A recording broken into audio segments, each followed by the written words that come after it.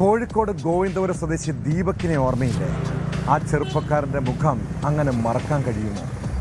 ബസ്സിൽ വെച്ച് ലൈംഗികമായി ആക്രമിച്ചെന്ന പേരിൽ ദീപക്കിനെ സോഷ്യൽ മീഡിയയിൽ പരസ്യ വിചാരണ ചെയ്തവരുണ്ട്.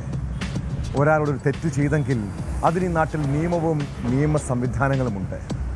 അല്ലാതെ പൊതുമധ്യത്തിൽ അപമാനിക്കപ്പെടുമ്പോഴുള്ള മനോവിഷമം ആരെയും മാനസികമായി തകർക്കാം. തിരുവനന്തപുരം മംഗലപുരത്ത് KSRTC ബസ്സിനുള്ളിൽ അഭിഭാഷകയോട് അപമര്യാദയായി പെരുമാറിയെന്ന പരാതിയിൽ പോലീസ് ഒരു യുവാവിൻ്റെ ഫോട്ടോ വ്യാപകമായി പ്രചരിപ്പിച്ചിരുന്നു.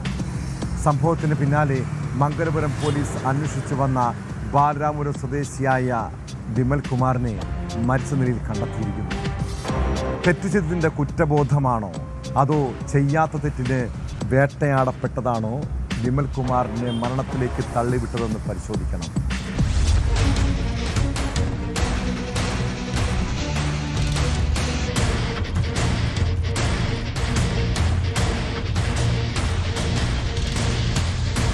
ബാലരാമപുരം സ്വദേശി വിമൽ കുമാറാണ് മരിച്ചത്. വർക്കലയിൽ പ്രവർത്തിക്കുന്ന AR ലോഡ്ജിലാണ് മൃതദേഹം കണ്ടെത്തിയത്.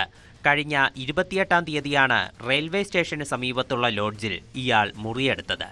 4 ദിവസത്തിനുള്ളിൽ പോകുമെന്ന് ജീവനക്കാരെ അറിയിച്ചിരുന്നു.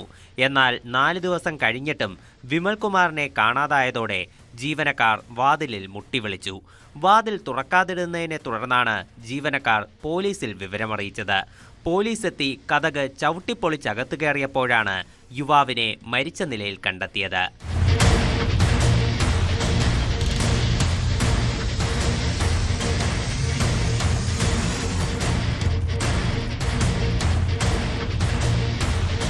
നിലത്ത് കിടന്ന മെത്തയിൽ കമഴ്ന്നു കിടക്കുന്ന നിലയിലായിരുന്നു മൃതദേഹം.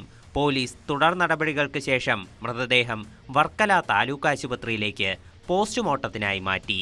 KSRTC ബസ്സിനുള്ളിൽ അഭിഭാഷകയോട് അപമര്യാദയെ പെരുമാറിയെന്ന പരാതിയിൽ തിരുവനന്തപുരം മംഗലപുരം പോലീസ് വിമൽകുമാറിനെ അന്വേഷിച്ചു വരികയായിരുന്നു. കഴിഞ്ഞ മാസം 26-ാം തീയതി ആറ്റിങ്ങലിൽ നിന്നും ബാലരാമപുരത്തേക്ക് യാത്ര ചെയ്യവെയായിരുന്നു പരാതിക്കാസ്പദമായിരുന്ന സംഭവം. സഹയാത്രികയായിരുന്ന അഭിഭാഷക തന്നെ ശല്യപ്പെടുത്തിയെന്ന് കാട്ടി ഫോട്ടോ ഉൾപ്പെടെ മംഗലപുരം പോലീസിൽ പരാതി നൽകുകയായിരുന്നു. തുടർന്ന് ഇയാളെ തിരിച്ചറിയാനായി പോലീസ് സാമൂഹ്യ മാധ്യമങ്ങളിൽ ഫോട്ടോ പ്രചരിപ്പിക്കുകയും ചെയ്തു.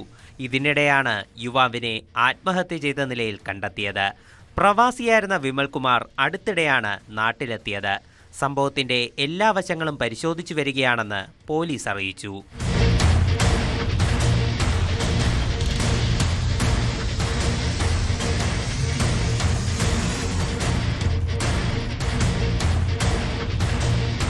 ന്യൂസ് 18 ആറ്റിങ്ങൽ. കൂടുതൽ വാർത്തകൾക്ക് news 18 Keralam YouTube channel subscribe ചെയ്യുക.